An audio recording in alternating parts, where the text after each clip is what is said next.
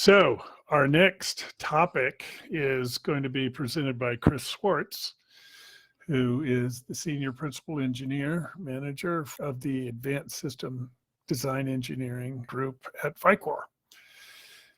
And so he's going to be talking about using SIMPLIS and system level design applications. So Chris, it's all you. Great, thank you, and good afternoon, everyone. First of all, I'd like to start a little lightly and say I really am very appreciative of being invited to give this presentation and to be a member of this panel. I think the contributions by other members on the panel to our field have been extremely significant, and I've been mentored by many of these people over the course of my career, despite the fact that I'm getting older. So I'm the other Chris on the panel. I haven't written 10 books, but I do have a longer name. So that's what you get from me anyway. There you go. So I want to talk a little bit about using SIMPLIS in system level design engineering applications, and like pretty much how I use it and how I would use it to help verify a product that's either in design or getting ready for production. But first, let's talk a little bit about some of the advantages I see with SIMPLIS, and many of these things have been mentioned in the past, but you'll see some things, maybe a different viewpoint of them. SIMPLIS is a piecewise linear simulator. All the models are already in piecewise linear. So this leads to really no exponential expressions, no conversion of nonlinear models into their linear equivalents, extremely accurate solutions to the system set of equations for a particular design. And for the most part, once you've succeeded with POP, the simulator is pretty much immune to convergence problems. It rarely stops working or runs a long simulation and then complains that it can't work anymore, and you have to start from scratch. That very rarely happens with SIMPLIS unless there's an extreme problem with your model. Because of this, the solving speed of SIMPLIS can be extremely fast if modeled correctly, and SIMPLIS can generally perform most simulations with a larger time step, which allows for high speed. And some of the areas where you can have slowdowns would be related to excessive use of charge storage elements, improperly modeled PDN networks that create gigantic net list and gigantic equations that the simulator has to deal with.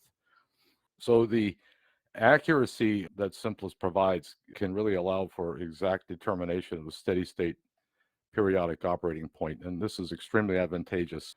You'll see a little bit later when we do our EMI simulation how that can be helpful. So you can get a very fast small signal AC analysis that happens in basically the time domain. So because of this, you can use one model in SIMPLIS to do both large and small signal analysis. So how does it really help me? Why do I do models in SIMPLIS? I can tell you it has allowed me to have one single model of virtually every part Vicor has produced during my entire career here. I've been here about 15 years, and I primarily use these models to simulate system requirements and ensure that hardware can meet them in advance. We work from a DRS, so I'm able to usually simulate and create a model even when a part is in design stage. Allows us to design proper filters to meet system EMI, ripple requirements, also to do transient analysis in advance with simulating PCB layouts with large PDNs. We can test fault management, rapidly prototype customer applications without having to do an eval board. And it gives me a set of building blocks to rapidly create new models and systems. So when I do a model, I try to make it so that I can reuse the blocks as much as possible. And I use heavy parameterization, and I try to make the blocks be common so that I can quickly integrate them into a different model that has similar functions. For example, I might have a different error amplifier stage, or I'll have a different driver. I try to make them generic enough so that they can be interchangeable. Having models of systems really have allowed me the ability to solve problems with customer designs, even though I may not be the most knowledgeable about that particular part. So for example, you may get a situation where you have an engineer who's the company expert on a particular item, and he's out on vacation, or he's out sick, or he threw out his back or what have you. And you get a request from a customer to help solve a complex problem, I may not have even seen the application previously, but if I have the basic models of the parts, I can rapidly build the system. And then having the models of those parts allows me to, in many cases, probably, well, I would say 100% of the time, I can solve the problem, even though I may not be the expert on that particular part. So this type of strategy really prevents one of our important customers from having to wait until the expert arrives, right? And basically, it can amplify the engineer's coverage area of expertise. So if you have a few engineers doing models and they're all doing models of the same parts, then you can basically, you're amplifying the overall knowledge, because it requires knowledge to build the model. You learn how the parts work when you're building it. There's no better way really to learn how a part works is to make a model of it. And so I really think that it's important to be able to provide answers to our customers quickly. And the higher the number of models I make follows this math equation, which I say model plus model equals smarter me. And that's been the case. I mean, so a great example of our discussion today would be our industrial version of our PRM 3735. This is what I'm going to do simulations on, or show you simulations results from. It's a part that we're currently working on now. It's a very high power ZVS buck boost regulator and can produce 2,500 watts of power in a tiny little package with very high efficiency and pretty wide input dynamic range, very high output current capability. And this is the type of part that I would want to, or that I've been working with now to do simulations on and to set up advanced testing in the lab. So this is what our evaluation board looks like that I'm working on right now. You can see the part in the center.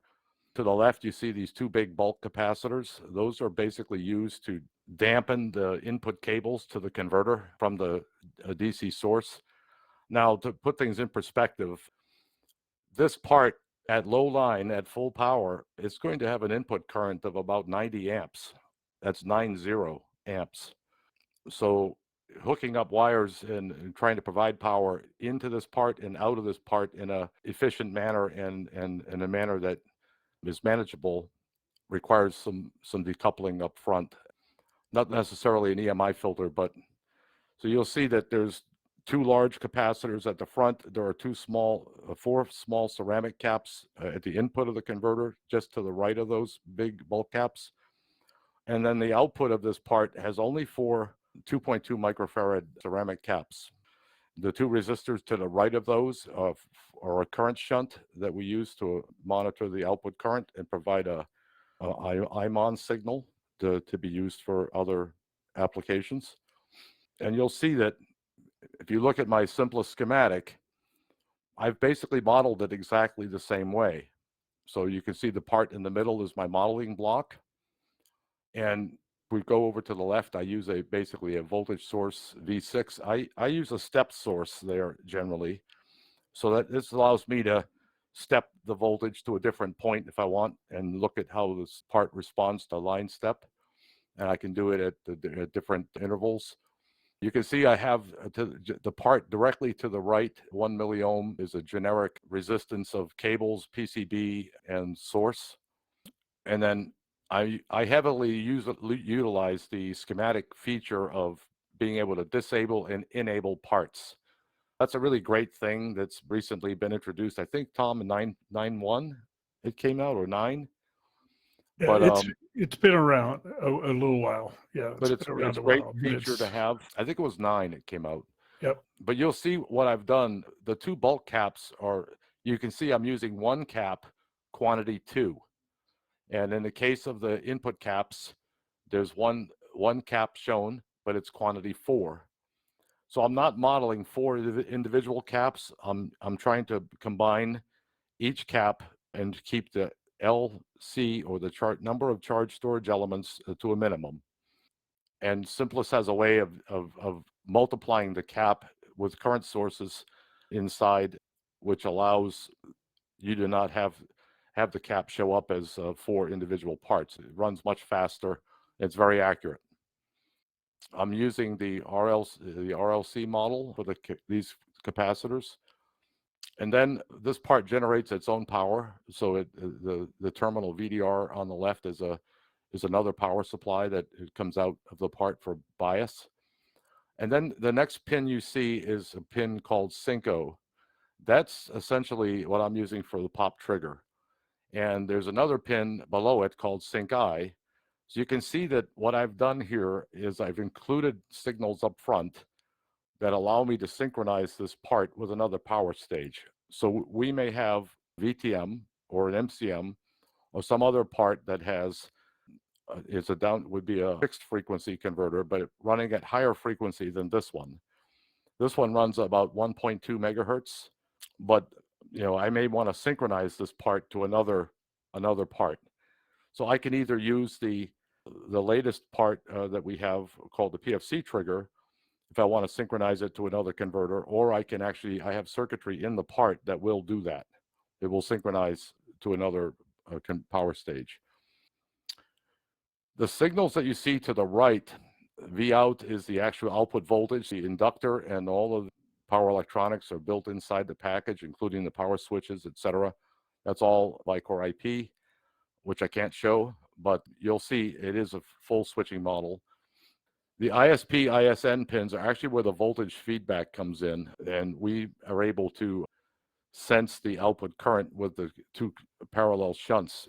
The reason I left them as one part is that a couple of Rs don't really impact the simulation speed that much, and I want to be able to do Monte Carlo on their tolerances later on to see how they may stack up. So I left them as two individual parts.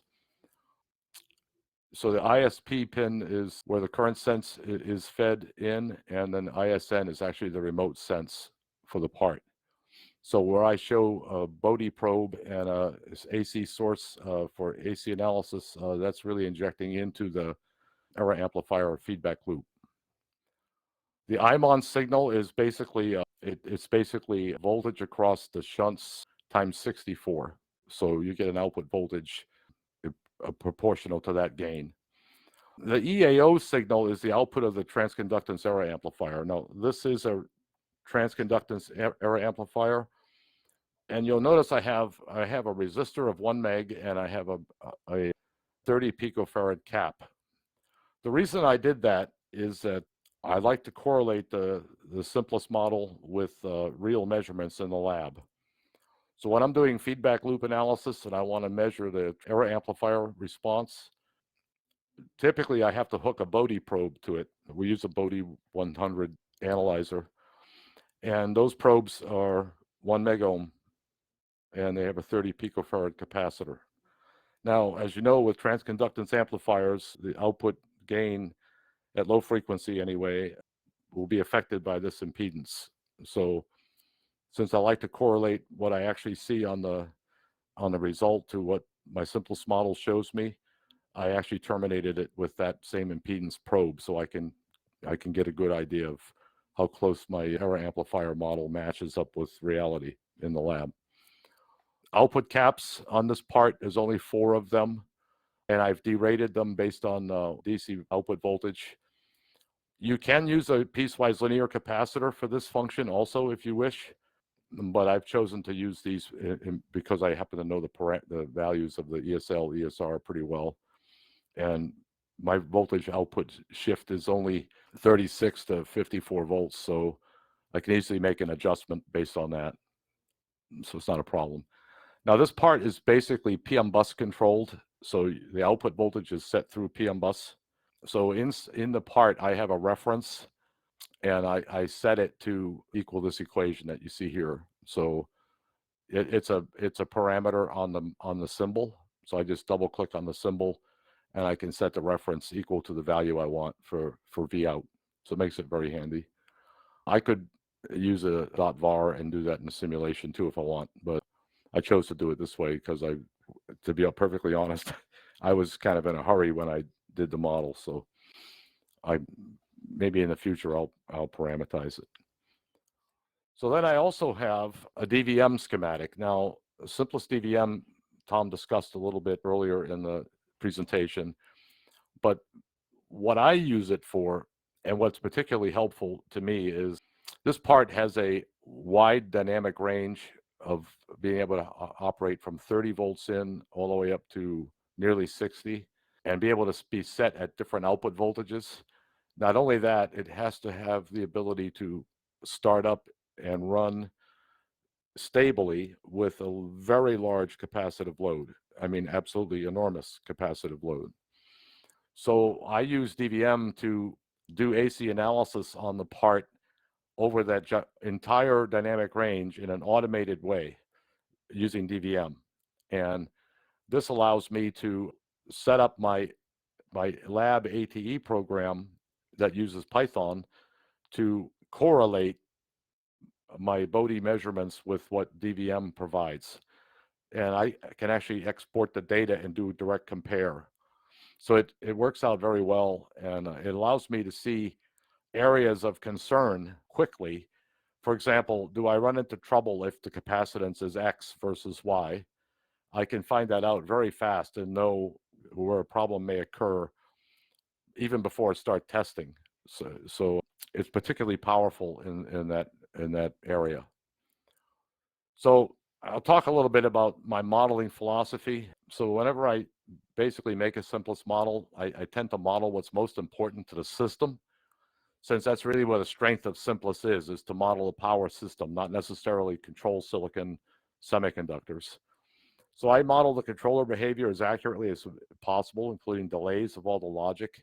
For power switches, I tend to use level 2 MOSFETs, because virtually all of our topologies are ZVS and resonant type topologies. So it's important to model the ZVS correctly. If it's done wrong, it can actually affect the output capability of the part.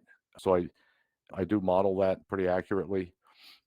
And I like to use those FETs whenever I can tolerate the speed penalty for using them, as they switch more realistically than the simpler versions. Even though the simpler ones switch faster, they have lower number of topologies associated with them, but they can also switch instantaneously and create big slugs of input current, or make your circuit look like it may be cross-conducting when it actually isn't. It's just the speed of the switch.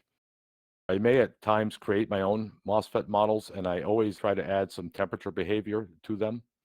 So although Tom mentioned that SIMPLIS doesn't really measure temperature, you can feed it into your part as a variable, and you can adjust the RDS on and things of that nature of the MOSFETs and other parameters based on temperature. If you did a characterization of the FET at a different temperature using the MOSFET characterization tools that SIMPLIS provides, you can create variables for those MOSFETs and then use an if-then else statement in your F11 window to change the value of the model, the type of model you're using based on the temperature you want to simulate. I do that quite frequently. So I always Good point. I always design in disable features for all the protection features during pop analysis. I model feed forward, input and output, and the bandwidth of it as well as I can, as well as any controller dynamics, such as limits of the controller, as a result of what the output voltage or the input voltage may be.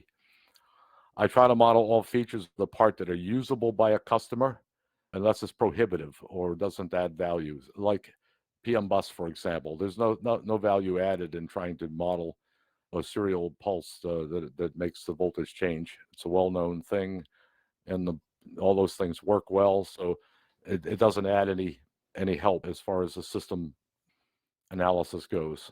So I always model error amplifiers, compensators as accurately as I can, and I also include all clamping effects, bias currents, offsets, etc., as much as possible. So it's also important to include a means for synchronizing the parts, as I stated earlier, such as PFC and downstream converters, or in our case, a PRM, BTM, or MCM. Now, I model the package inductance carefully, and I only do it where I think it really matters. And in the cases of some of these parts would be where the real high current nodes are, and where they may affect what I will see from a system point of view. A good example would be, do I have a parasitic inductance in the package that will resonate with either the input caps or the internal input caps? of a part that could cause a resonance to occur where you could have high losses or misbehavior. So I'll do that, and I do it carefully so I don't take a big hit in speed. But I do model it. Yeah, you want to do that judiciously, Yeah, where it, very like you say, carefully. where it matters, Yeah, like I but won't don't worry model it. about it where it doesn't. I won't model it in MOSFETs, for example, generally. Mm-hmm.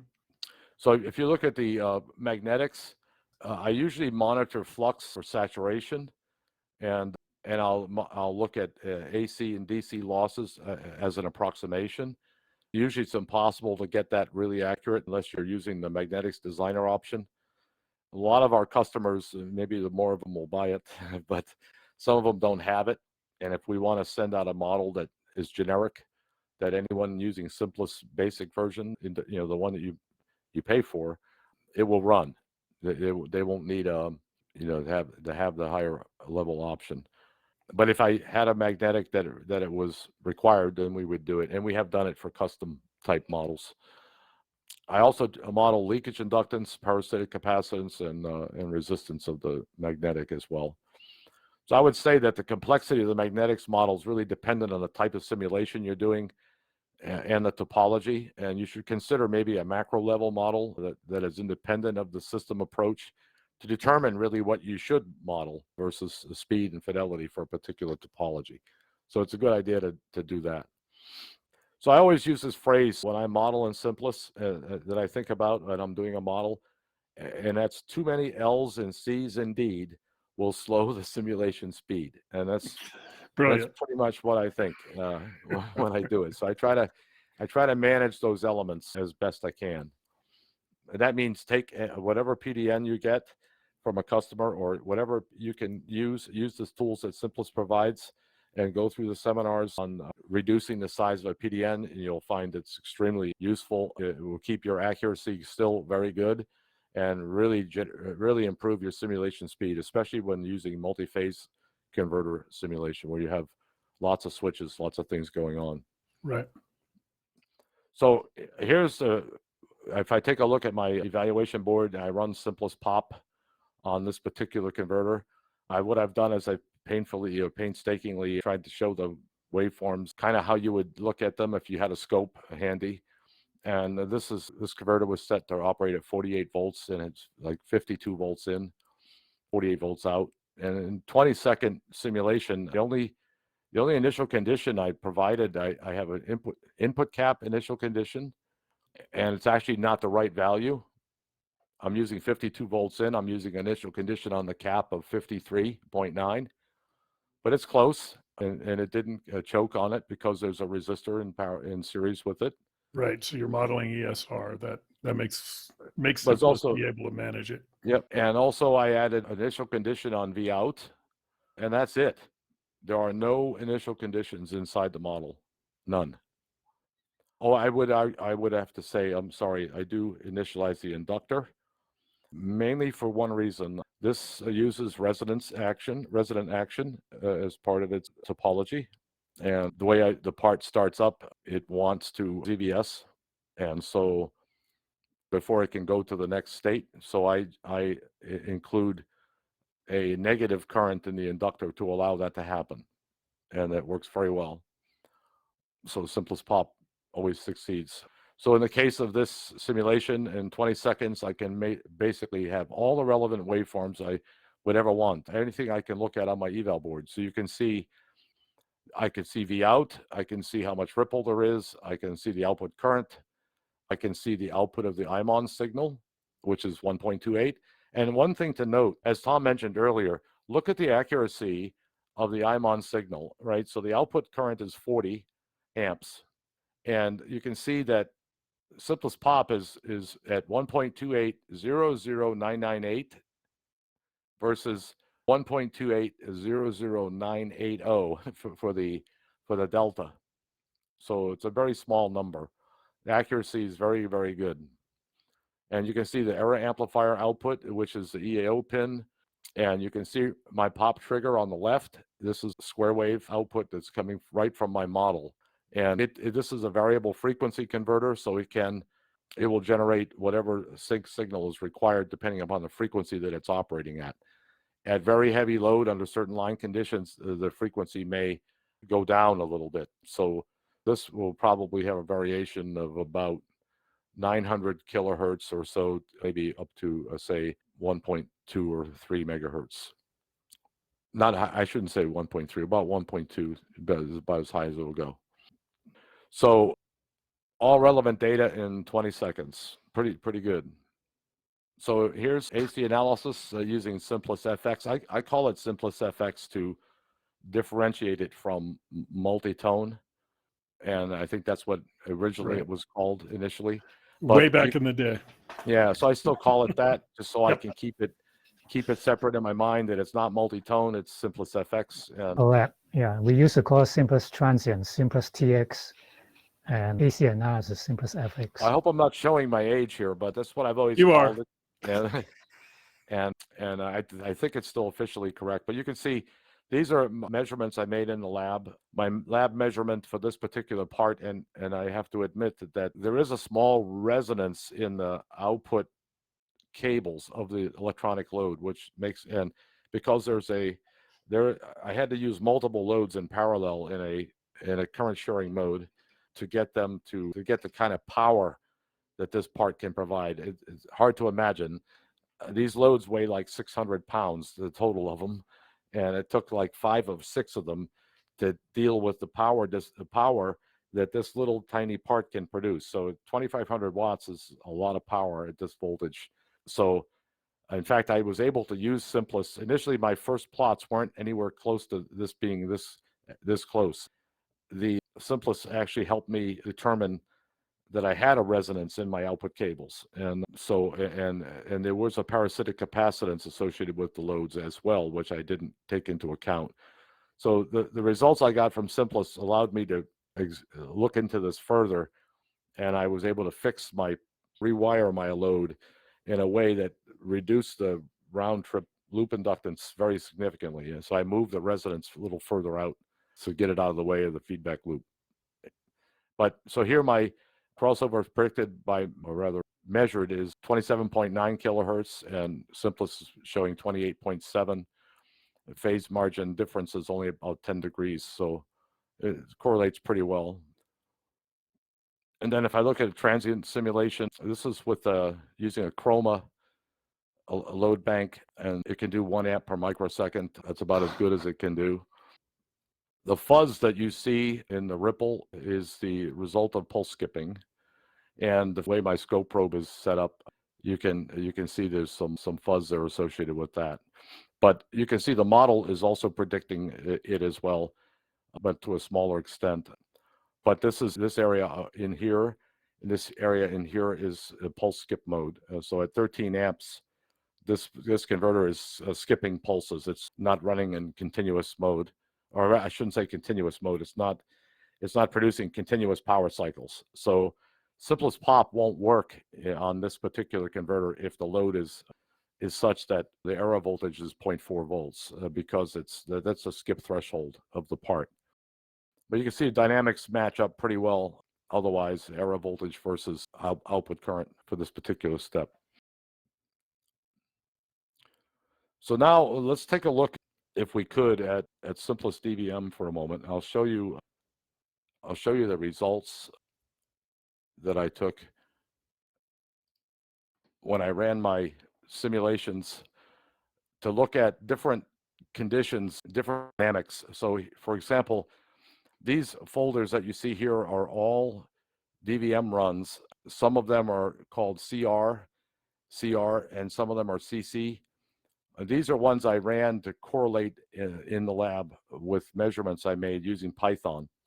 So I basically have a set of drivers that I can run in Python that will do the loop gain analysis, and then I can push into these reports, and I can show you, like for example, what the DVM report looks like. So here you can see this is my DVM test plan, and I was running a whole bunch of simulations, 30 to 60 volts. This is the output at 48 volts, 52 amp load. And I told the tool that my switching frequency would be 1.5 megahertz. And you can see that it's telling me that it had 22 failures, 7 ran with warnings and 0 were skipped. So this allows me to go down and look. Each one of these had a SIMPLIS successful pop, but I went down and looked at all the different ones to see what failed. Now I specified a minimum phase margin of 35 degrees for these. So if I go down and take a look, what I did find is if I click on report, it will pop up. It will show me the Bode plot. It'll show me the load, the output voltage, current through the voltage and current source of the DVM components. And then if I look and I notice, okay, it's telling me my phase margin minimum gain criteria wasn't met. And if I look, it tells me here that my phase margin is not greater than 35 degrees. So here you can see that it really is greater than 35 degrees. It's just that the phase flipped, as you can occasionally see even when you measure in the lab with a Bode analyzer. So I really do have a 45 degrees of phase margin, not 35. So it just got confused. And that's what some of the other, all of the other failures were. So I never really had a real failure. So, but I use these plots to give me confidence and look at where may I have a problem. I did the same thing with the high capacitive loads, which I won't go through, but it gives me the ability in an automated way to let the simulator go off and do all this running while I can go off and do something else. And so it really saves a ton of time and gives me very concise data. And not only that, I would also say that inside these folders, there's a whole bunch of scalars. So you can click in, I won't open this folder, but all of the values are actually there. You can go in and plot them. So there's a ton of data for each DVM test plan that's run. It's massive amount of data. So and if you run a full suite of tests like line load regulation, all of those things, I mean, you really get a very thorough review of your converter. So let's switch now and talk about what else can I do with this tool and what have I done. So if you look at this simulation coming out in version 9.2, there's going to be a thing called a listen model. And this listen model basically allows the user to create their own listen just with parameters. So this listen could be a CISPR25 automotive listen. It could be a MIL217 listen. It allows the user to do EMI simulation, and it will show both common mode and differential mode EMI. And so here, the listen basically has a floating terminal called GND, which allows us to use a conventional ground symbol for all of the components and circuitry that's connected to ground. But then we can now pretend that this GND is earth ground. So you can get a very good EMI analysis this way and not have to worry about creating a loop someplace in your circuit where the listen gets shorted out. So that GND terminal would be considered earth. So what I actually did this, I actually ran EMI simulation. I just ran SIMPLIS pop actually, and then I ran a transient analysis.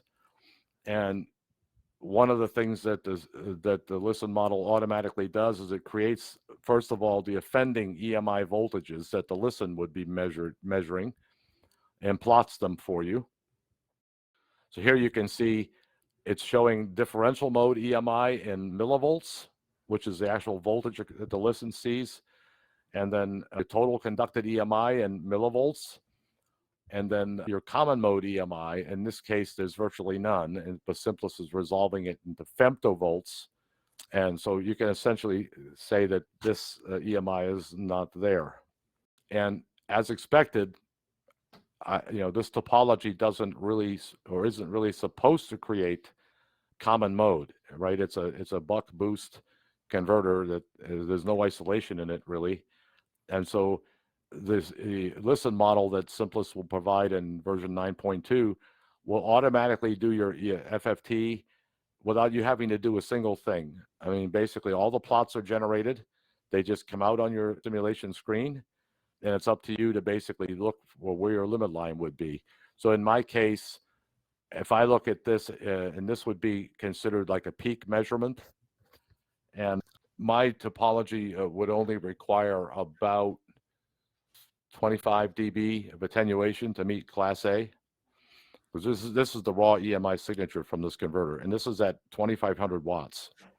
One of the reasons why the EMI, the differential EMI, is not super high is the fact that we switch at very high frequency. There's a ton of ceramic capacitors inside the package already, very close to the EMI source, noise source. It's the sweet spot for the ESR of the capacitors. And so it reduces both the ripple current that you would see in the outside world, the ripple current on the external caps, and relatively low EMI for this type of power is quite good. Now, this typically could be done with POP alone. You wouldn't have to run a transient analysis or anything. And I think I understand from Tom that this is probably coming in a later version of 9.2. I think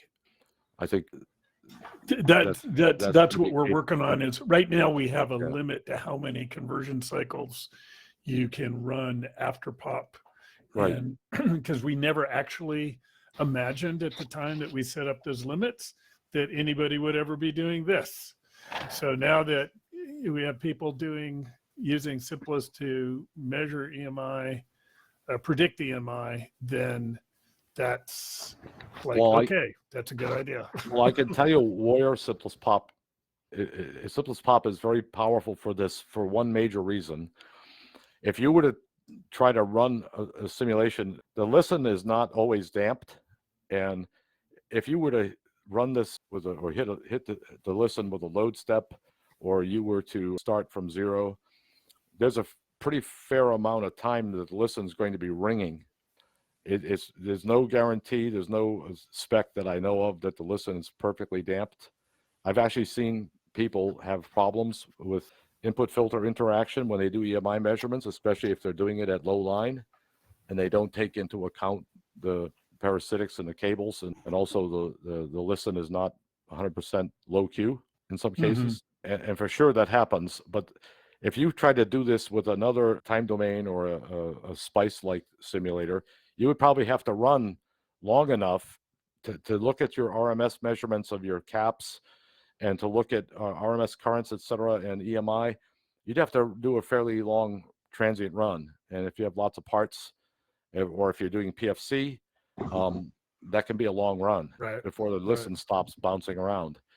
SIMPLIS POP can handle the listen bouncing around, and I didn't have to do anything other than run SIMPLIS POP with the listen connected, and it could solve the circuit, and it's in steady state immediately. Chris, one question. What filter window did you apply to this FFT before running it? Did you at least know? Or? Well, it's inside the model, actually.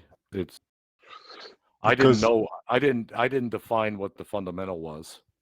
Okay, because I remember running EMI analysis in using SPICE, and I had not trouble, but I had to really specify the time step and fix it to actually, when SPICE was evenly spacing the data into the .out file, so that's the distance between two evenly spaced points was setting the resolution bandwidth I would have seen then on the network analyzer.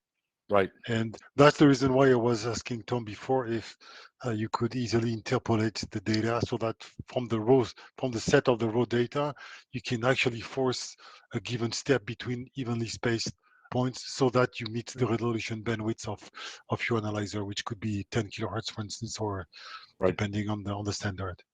Yep.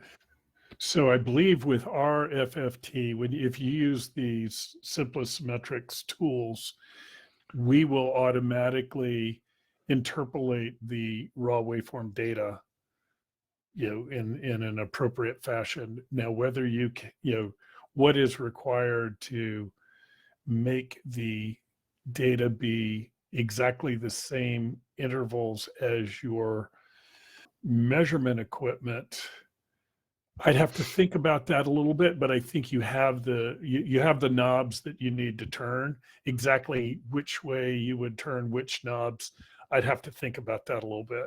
Yeah, you can do it, Tom. I've done it by doing it manually, without by using my own listen model and not using the graph statements that are there.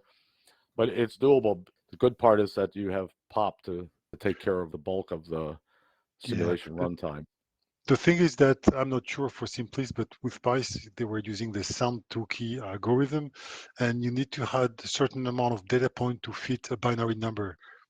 Because otherwise, if you don't meet the binary number, then you would, I remember Spice was filling out the missing point with zeros, and it was creating spectral leaks. You know, that's Right. common. Yeah, I'm using 100,000 points on this simulation. Okay. All right. Yeah, we could go into that in more detail at some point if you like, Christoph, because Sure. FFT analysis is an infinitely deep subject. Yeah, I looked into this back in 1996. So I'll send you the paper I published in EDN at the time. Yeah. Perfect. Thank you. Thank you.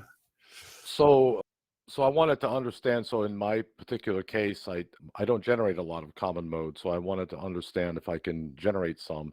And this came from an actual experience I actually ran into one time. I was in India doing some EMI analysis for a customer at a screen facility. And in the screen facility, it's done a little cheaper. They had an electronic load there for the people to use to load their power supplies. But in the real situation where you pay, you have to pay for your time to do the official measurement. This was a CISPR 25 condition. I discovered that, the EMI is different in the screen room than it is when we did the official measurement. And what's going on here? And so, what you get is this couple of cables that come in through the wall, and that's what you hook up to. And somebody in the other room says, how much load do you need? And blah, blah, blah. So we did that, and we still nothing was correlating. And I happened to have a signal separator with me in my toolkit, and I said, I have a ton of common mode here. And my circuit was a battery charger, and it was a ZVS buck regulator. Took power from a propulsion battery and made 12 volts for load battery. So I was acting like an alternator. And so I started looking through things, and I came to the conclusion that the parasitic capacitance to earth ground from the load chassis and the Y capacitors that was installed inside the load was causing my output ripple of my output capacitors to show up as common mode at the listen. So I tried to do that here, and sure enough, you can see I added some Y capacitors, 10 nano, between the ground symbol and GND, and then on V out to GND. And you can see, wow, look at my common mode EMI in millivolts is now significantly greater, and my total EMI is now significantly greater. So now I have both differential and common mode EMI happening. And if I zoom in a little bit now, you can see here's the differential EMI versus the total EMI. As you can see that the total is much bigger than the differential now. And then the SIMPLIS listen model shows me the common mode EMI FFT. So now with the load parasitic capacitance added, the output capacitor ripple shows up as common mode EMI noise. And this is what you would, but so this kind of shows that the SIMPLIS listen is effective at being used to do EMI, especially I would say at a screening level. You can tell if you have a problem or not just by running a simulation. If you know what the EMI requirements are and you have a filter that you want to use at the simulation level before you ever, during you're in the design stage, you can pretty much screen your design and have an idea of if you've got troubles or if you need to look into something further, rather than finding out at the last minute, when you're trying to qualify the product for use in an automobile. So it's very handy to know ahead of time so you can plan for what filtering you might need or what you can do to alleviate the problem. That's very cool. That's very cool. So anyway, that's about all I have. Well, Chris, thank you for that. We think, that was outstanding. So let's see. I think we've got, I think what we'll do is we're going to thank everyone. We thank, all of our attendees. And I especially want to thank our roundtable crew, Christoph Vaso, Jens Yuri, and Chris Swartz for joining us. And you guys have added an enormous, amount to this whole experience. And we really thank you for that. And so we will let everyone go to sleep, go to dinner, go to lunch, just collapse, whatever it is that you want to do. But wow, Christoph, Jens, Chris, thank you so much. This has been wonderful. It's really My pleasure been and honor. Yeah, it's been super. And we will have a recording of all this available. And it's going to be at least a week. There's a lot of work to do to get from here to there. But we thank you very much, everyone, for your attendance and participation. So with that, we will say merci bien, au revoir, and goodbye, good night, good afternoon to everyone.